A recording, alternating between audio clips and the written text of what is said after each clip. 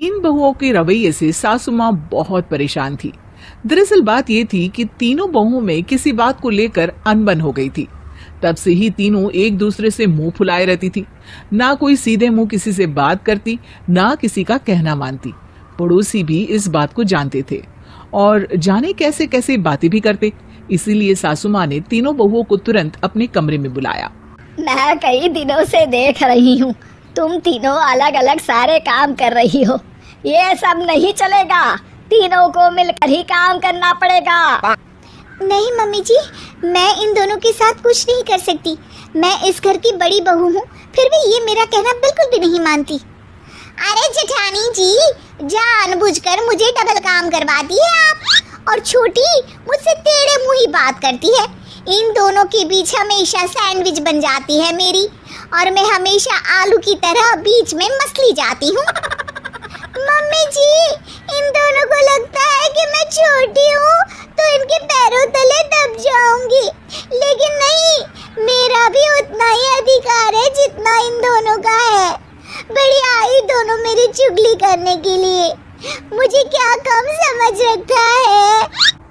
तीनों बहू एक दूसरे से बहस करने लगती है और सास दोबारा ये देखकर टेंशन में आ जाती है और सबसे कहती है, चुप हो जाओ, अब से तुम तीनों सारे काम एक साथ करोगी।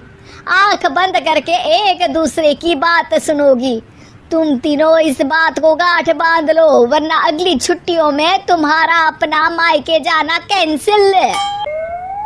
सास की बातें सुनकर डर के मारे तीनों हामी भर देती हैं।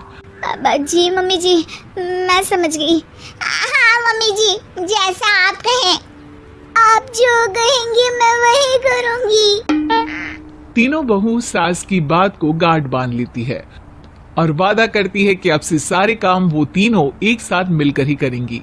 ये सब देखकर सास खुश हो जाती है और वहां से चली जाती है। नीचे जाकर वो देखती है कि घर में शर्मा जी आए हुए होते हैं। सास जोर से आवाज लगाकर कहती है, अरे बहू, जरा चाय बनाकर तो लाना, शर्मा जी आए हैं। सास की बात सुनकर तीनों बहू तुरंत किचन की ओर भागती है और चाय बनाना शुरू कर देती है। मुझे तो एकदम मसाले वाली कड़क चाय पसंद है, तो हम शर्मा जी के लिए मसाले वाली चाय ही बनाएंगे। अरे नहीं दीदी, गर्मी के मौसम में मसाला चाय कौन पीता है? मैं तो शर्मा जी के लिए इलायची वाली चाय ही बनाऊंगी। ये कैसी बात कर रही हैं आप दोनों? मेरी मम्मी ने सिखाया है कि मेहमान को ज्यादा दूध और शक्कर वाली चाय देनी चाहिए, वरना वो घर वालों को कंजूस समझते हैं। तो मैं तो शर्मा जी को ऐसी ही चाय दूंगी। तीनों बहुएं अपने अपने तरीके से चाय में शक्कर, मसाला, पत्ती सब डाल देती है। उबलने के बाद तीनों मिलकर चाय बाहर लेकर जाती है और शर्मा जी और सासू माँ को देती हैं।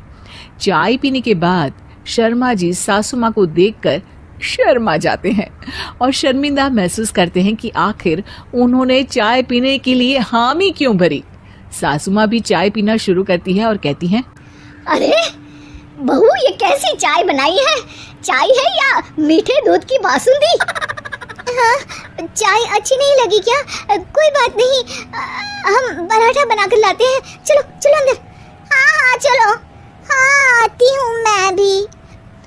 नहीं, मेरा पेट चाय नहीं चौपट कर दिया, वही काफी है। पराठे से पोपट नहीं करवाना, मैं तो चलता हूँ।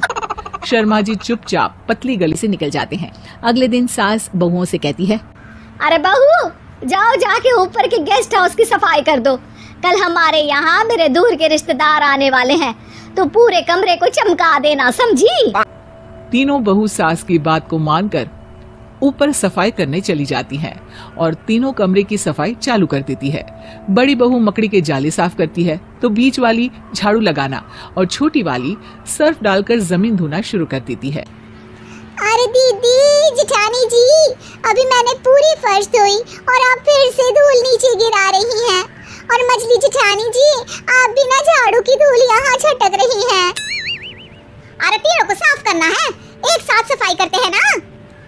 अरे वही तो, हम साथ साथ हैं, घर साफ साफ है।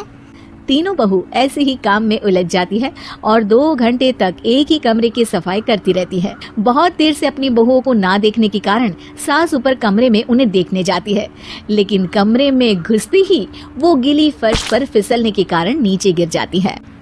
ओरी मोरी मैया, हड्डी मरोड़ के रख दी। आए मेरी तो कमर ही टूट गई रे। अरे मेरे हाथ पैर दर्द कर रहे हैं, दबा दो आराम मिलेगा। हाँ जी माँ जी। अरे जी माँ जी। और तीनों बहुएं एक साथ सास के हाथ को दबाना शुरू कर देती हैं। माँ की तो चीख ही निकल जाती है और नतीजा ये होता है कि सास के बचे हुए शरीर में भी दर्द उठ जाता है।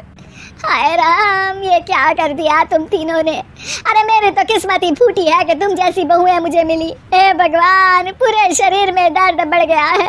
अब तो पता नहीं कि चल भी पाऊंगी या नहीं। माफ करो, मुझे गलती हो गई मुझसे कि तुम तीनों को एक साथ काम करने के लिए बोला। सोचा था तीनों मिलके अच्छे से काम करेगी, लेकिन बड़े बुजुर्ग सही कहते थे कि 3 तिगाड़ा काम बिगाड़ा। तुम लोगों ने ये बात ना आज साबित करके दिखा दी। तुम तीनों को तो समझाना यानी मानो भैंस के आगे बीन बजाना है।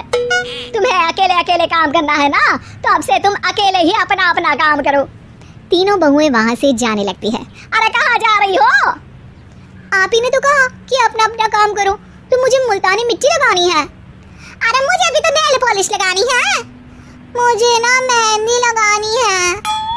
सास अपना सर पीट लेती है और कहती है, अरे मुझे भी लगाना है कुछ। क्या माँ जी?